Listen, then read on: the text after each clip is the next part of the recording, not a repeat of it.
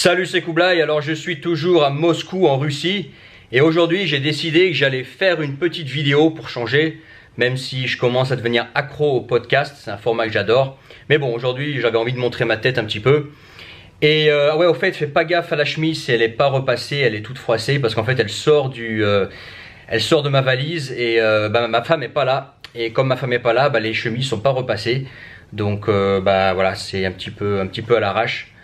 Ah, c'est misogyne de dire ça, hein.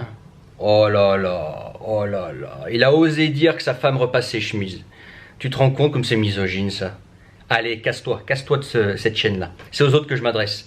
Eh ouais, mon gars, ici, on est dans le monde réel. C'est moi qui paye toutes les factures et c'est ma femme qui repasse les chemises. Ouais.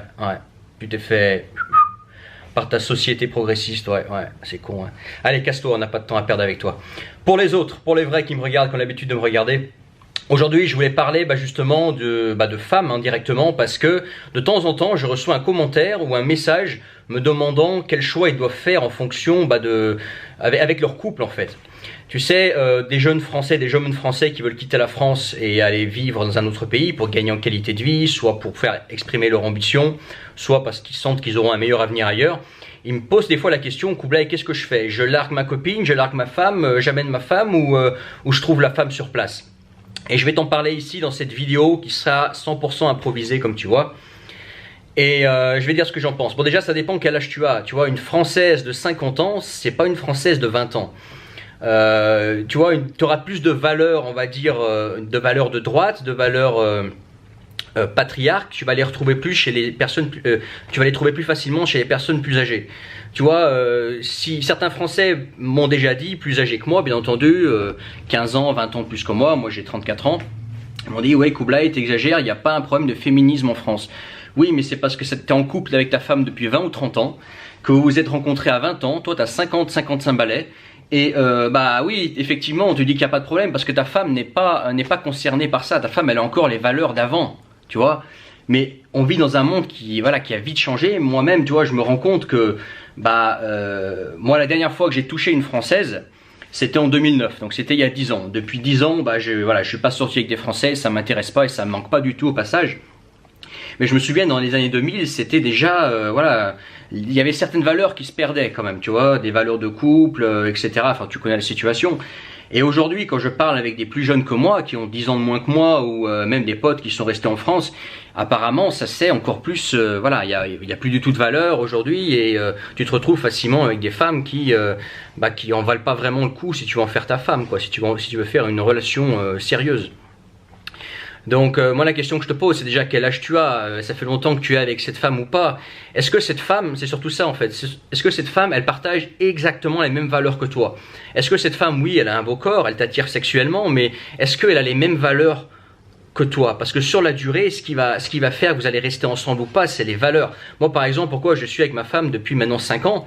Parce que on a des valeurs communes, tu vois, elle pense comme moi, elle a les mêmes valeurs que moi, elle a les mêmes visions du monde que moi, elle a la même vision du couple, tu vois, et on s'entend très bien au niveau du couple, tu vois, c'est chacun sait où est sa place et chacun remplit son rôle, et moi ça me va très bien, elle ça lui va très bien, donc c'est pour ça qu'on est ensemble, parce qu'on a, en dehors bien entendu de l'attirance purement, purement physique qui doit être importante, on a aussi, comment dire, on est complémentaires d'un point de vue, valeur. Donc toi, la question que je te pose, c'est est-ce que tu veux amener ta femme à l'étranger ou ta copine à l'étranger parce que vraiment elle te plaît à fond et parce que vous partagez vraiment les mêmes valeurs et tu sais que tu auras du mal à retrouver une femme qui a ces valeurs-là, ou est-ce que c'est juste parce que tu as peur de ne pas retrouver une femme? Parce que si c'est la deuxième version, si tu me dis oui c'est parce que j'ai peur de ne pas retrouver une femme, laisse-moi te dire que à l'étranger des femmes c'est pas ce qui manque, hein, tu peux en trouver, hein, si t'es pas trop con, que que tu travailles, que tu travailles, t'es pas trop con, t'as de la tchatch, etc. Des femmes tu vas en trouver, y a pas de problème, tu vas les retrouver, donc t'inquiète pas pour ça. Si c'est juste parce que t'as peur de manquer de femmes, reste pas avec ta femme, tu vas en trouver, et surtout si tu pars à l'Est, si tu pars en pays de l'Est, si tu pars en Russie, si tu pars en Asie, alors bien entendu, c'est pas toutes les femmes qui sont pareilles, hein. Ici en Russie ou en Asie, tu vas aussi retrouver certaines femmes dégénérées, mais par contre il y en a beaucoup moins. Tu vois, c'est pas la norme d'être dégénéré ici. La norme, c'est plutôt une vision du couple traditionnel comme on l'avait en Europe avant, comme l'avaient par exemple tes parents, si tes parents ils ont 60-70 ans, tes grands-parents, etc. Tu vois. Mais tout ça pour dire que moi j'ai envie de te dire, pars tout seul. Pars tout seul, si tu es avec une copine et que tu as envie de partir à l'étranger et que c'est elle qui te retient, vas-y tout seul, tu retrouveras une femme sur place. Et si ta femme ou ta copine n'a pas 100% la même vision du couple que toi, les mêmes valeurs que toi, trouve-en une autre. Tu vas à l'étranger, tu pars tout seul en tant qu'homme. Tu vas, en tant qu'homme tout seul, tu vas gagner du temps, tu pourras bouger plus facilement, etc. Puis c'est une fois que tu seras dans le pays, une fois arrivé dans le pays, tu pourras trouver une femme et te mettre en couple et puis voilà quoi. Les femmes, c'est pas ce qui manque, il y en a partout dans le monde. Oui, effectivement, en France, on te fait croire que les femmes, c'est quelque chose de rare, etc. Et que la première femme que tu trouves, il faut absolument s'accrocher à elle parce que sinon tu auras du mal à en trouver. Ça, c'est en France que c'est comme ça. Sors un petit peu de France.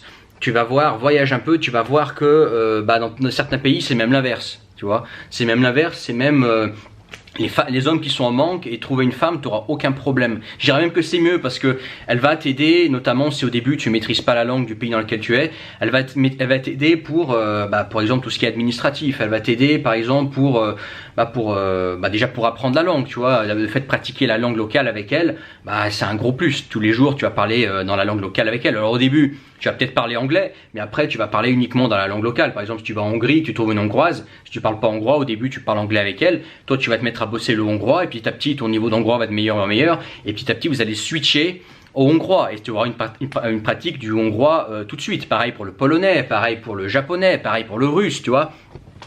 Et elle va aussi t'expliquer comment fonctionne son pays.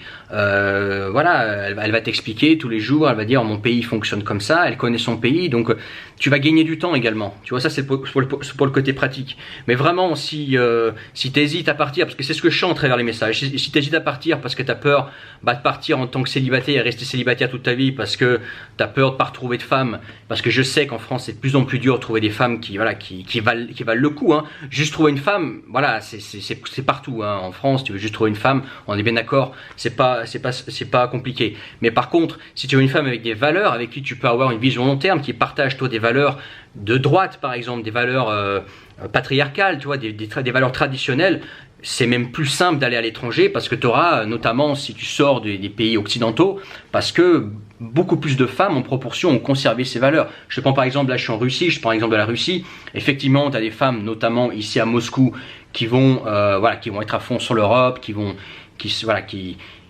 envie de copier, si tu veux, ce qui se passe en Europe, mais ce n'est pas la norme. Ici, la plupart des femmes, c'est une vision beaucoup plus traditionnelle du couple et de qui fait quoi, tu vois.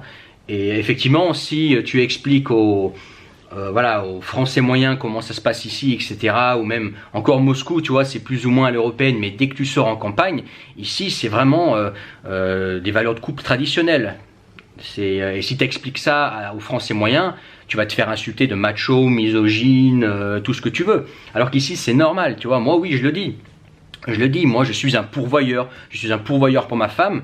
Et elle aime ça et moi j'aime ça. Tu vois, je pourrais pas, ça me ferait chier que ma femme paye la moitié de l'addition ou des additions, tu vois. Moi, mon rôle d'homme, c'est fournir du confort matériel à ma femme, du confort également, une sécurité à ma femme. C'est mon rôle et elle, son rôle. Moi, par exemple, quand je suis en train de charbonner pour gagner du fric ou pour monter un nouveau projet, elle, naturellement, sans que j'ai rien à lui demander, parce que c'est normal, c'est dans son éducation, c'est dans ses traditions, c'est dans son...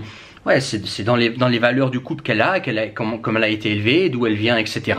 Et ben, elle me prépare à manger, je mets les pieds sur la table 3 fois par jour, l'appart il est toujours propre, quand elle est là, mes chemises, mes habits sont repassés, etc.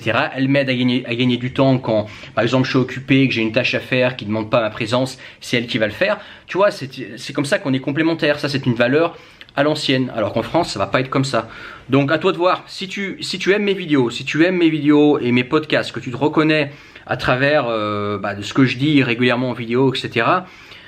C'est plutôt une femme comme ça à mon avis qu'il te faut, si tu veux être heureux, hein. Après si tu veux juste avoir une femme comme ça pour coucher, effectivement c'est pas pareil, Mais si toi tu vises le long terme, tu vises une relation sérieuse, réfléchis et n'aie pas peur d'aller à l'étranger, notamment sortir de l'Occident. Tu vas voir que des femmes traditionnelles, tu en as beaucoup plus en proportion, quoi. Et elles vont adorer si toi tu es un pourvoyeur et que toi tu veux vraiment remplir ton rôle d'homme, mais elles vont plus te lâcher. Elles vont plus te lâcher. Parce que dans beaucoup de pays, on manque d'hommes qui veulent remplir ce rôle et qui veulent construire quelque chose de sérieux et qui bossent, qui ne boivent pas, qui fument pas, qui se tiennent en forme, qui ont de l'ambition. Dans certains pays, on manque de ces gens-là. Et toi, si tu arrives avec cette valeur, si tu arrives avec cette plus-value apportée, en échange, on va te le rendre. C'est comme un marché, tu vois. Voilà, là, ça doit jaser derrière Kublai qui compare les relations hommes-femmes à un marché. Mais c'est ça, c'est un marché. Toi, tu apportes quelque chose à la femme, elle t'apporte quelque chose. C'est ça la réalité du monde, les gars. Vous êtes dans un berceau occidental complètement taré, complètement parti en couille, mais c'est pas ça la vie. C'est pas ça la vie. Bon, je te laisse regarder en bas de ce podcast si tu m'as découvert vers cette vidéo. Tu cliques sur le premier lien et tu as la lettre d'Eurasie. La lettre d'Eurasie, ce sont mes contacts privés. Et en faisant partie de ma contact privé, tu pourras recevoir de l'information. Tu manqueras pas d'informations, du moins, qui te sera importante pour construire ta vie à l'étranger. Donc, quand on parle de construction de vie à l'étranger, on parle de l'aspect financier. Comment financer sa vie dans un autre pays, aussi bien en tant que salarié, entrepreneur. Il faut bien gagner du fric et puis être un pourvoyeur, pouvoir remplir les biens de sa femme et de sa famille, de ses enfants si tu en as. Donc ça demande de travailler. Et on parle aussi de l'aspect plus pratique, comment on s'y prend pour partir à l'étranger, s'expatrier dans un premier temps, puis envisager une immigration, puis au final rester dans le pays qui te correspond. On parle là de tout ça dans la lettre d'Eurasie, en bas de cette vidéo plutôt. Tu cliques sur le premier lien, ça s'appelle la lettre d'Eurasie, vous êtes de plus en plus de nombreux à nous rejoindre. Et puis je te dis à bientôt pour une autre vidéo. On fera peut-être quelques balades à Moscou. Je suis à Moscou jusqu'à fin septembre. Après je vais encore bouger. Sinon je ferai des podcasts. Les podcasts c'est vraiment simple parce que c'est vraiment simple à mettre en ligne. Tu peux juste parler, etc. J'aime bien et puis je sais que vous aimez aussi. À bientôt et puis salut.